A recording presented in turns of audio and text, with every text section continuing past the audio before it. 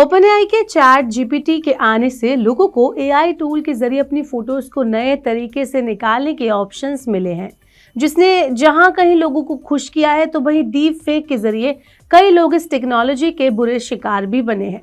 हाल ही में एक Ghibli trend ने भी सोशल मीडिया पर काफी धूम मचाई और लोगों ने इस टूल को जमकर इस्तेमाल किया। लेकिन एक बार फिर चैट जीपीटी का एआई टूल अपने दुरुपयोग के लिए चर्चा में है, जिसने लोगों की चिंता को बढ़ा दिया है। और अगर आपके पास भी आधार कार्ड है तो आप इस खतरे से अछूते नहीं हैं। क्या है पूरा मामला, आइए आपको बताते हैं इस वीडियो में, इसलिए इस वीडियो को एंड तक जरूर देखें। Hello and welcome to Money 9, मैं हूं मीनू शर्मा। एक्चुअली हुआ ये है कि चैट जीपीटी का इस्तेमाल लोग ओरिजिनल दिखने वाली तस्वीरों से लेकर नकली आधार और पैन कार्ड बनाने के लिए भी इस्तेमाल कर रहे हैं। चैट जीपीटी के इस दुरुपयोग ने सरकार की नींद उड़ा दी है और सुरक्षा एजेंसियों को सतर्क रहने को कहा गया है और सुरक्षा एजेंसियां बिल्कुल एक्टिव मोड में आ गई हैं। चैट जीपीटी के जरिए किसी के आधार कार्ड और पैन कार्ड के गलत इस्तेमाल का खतरा पैदा हो रहा है। जैसा कि आप जानते हैं कि किसी भी व्यक्ति की पहचान और वित्तीय लेन देन के लिए ये दोनों ही बेहद ज़रूरी डॉक्यूमेंट्स हैं। इनका इस्तेमाल किसी भी फाइनेंशियल ट्रांजैक्शन के लिए किया जा सकता है, जिससे सेफ्टी और सिक्योरिटी को लेकर गंभीर चिंताएं पैदा हो गई हैं।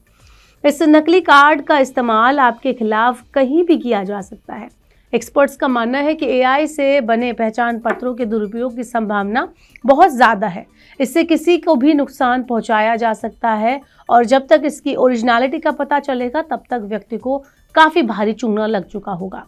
हालांकि इन कार्ड्स को बनाने की एक लिमिट है, वहीं ये पूरी तरह गैर कानूनी है और अगर कोई व्यक्ति एआई से बने आधार कार्ड या पैन कार्ड का इस्तेमाल करता हुआ पकड़ा जाता है तो उसके खिलाफ धोखाधड़ी के लिए कड़ी कार्रवाई हो सकती है। इसके लिए सरकार को चाहिए कि आधिकारिक रिकॉर्ड की ऑथेंटिसिटी और जवाबदेही को सुनिश्चित करने के लिए सरकार को कड़े कानून बनाने चाहिए जो आपके सेंसिटिव डॉक्यूमेंट्स के दुरुपयोग पर रोक लगाए।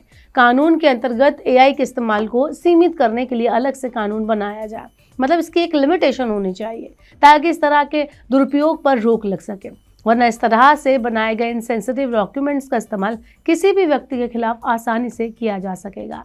ऐसे में अगर किसी भी व्यक्ति को अपने आधार कार्ड से रिलेटेड कोई भी शंका है, कोई भी डाउट है, तो वो यूआईडीआई की आधिकारिक वेबसाइट पर जाकर अपने आधार नंबर की ऑथेंटिसिटी को भी चेक कर सकता है और किसी भी नंबर को वेरीफाई कर सकता है। इसके लिए वेबसाइट पर जाकर उन्हें 12 अंकों का अपना आधार कार्ड नंबर और कैप्चा कोड डालना होगा, जिसके बाद वेबसाइट को आपके आधार कार्ड को वेरीफाई करेगी। ऐसे में अगर आपका आधार नंबर वैलिड होगा तो आपके पास एक मैसेज आएगा जो आपके आधार कार्ड की ऑथेंटिसिटी की पुष्टि करेगा। ये प्रोसेस यूजर्स को अपने कार्ड की ऑथेंटिसिटी को जांचने और धोखाधड़ी से बचाने में मदद करेगा। आपको बता दें कि आधार कार्ड और पैन कार्ड किसी के लिए भी बहुत ही इंपॉर्टेंट डॉक्यूमेंट्स हैं।